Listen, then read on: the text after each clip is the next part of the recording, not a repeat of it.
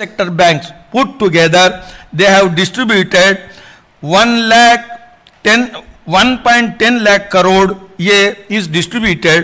और इसमें the separate additional thing is MSME fund of fund, और इसका भी डिक्लेरेशन हो गया है और बनाया गया है. तो आप सब जानते हैं this is a very important achievement. When you track on the implementation, this government is fast and accelerating the speed.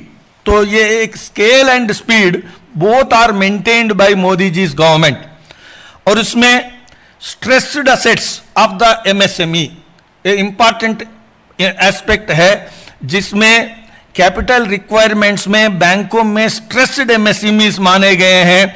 उसके लिए 2 लाख एसएमईज के लिए 20,000 करोड़ जो रखा गया है, और उसका distressed asset fund subordinate debt is रिटी से 24 जून 2020.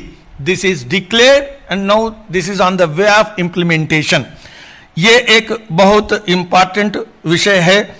और ऑलरेडी घोषणा जो किया है उसका इंप्लीमेंटेशन में definition change of the industry, micro small medium industry का जो डेफिनेशन है वो चेंज करने का निर्णय को यानी प्रॉमिस को निर्णय में सरकार ने कैबिनेट निर्णय में बदल दिया है. तो आप जानते हैं उसका डिटेल्स 1 करोड़ से 5 करोड़ 10 करोड़ और बाकी 20 करोड़ इस प्रकार के जो डेफिनेशन माइक्रो स्मॉल और मीडियम इंडस्ट्री का डेफिनेशन बदलने का जो प्रॉमिस है वो हो गया. इसलिए there is a greater relief to the MSMEs.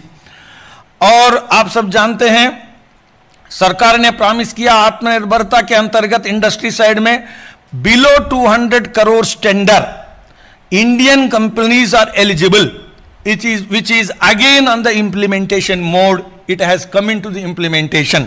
ये अभी बाद में जो भी इंफ्रास्ट्रक्चर प्रोजेक्ट्स डिक्लेयर हो रहे हैं उसमें इसको लागू करने का काम शुरू हुआ है.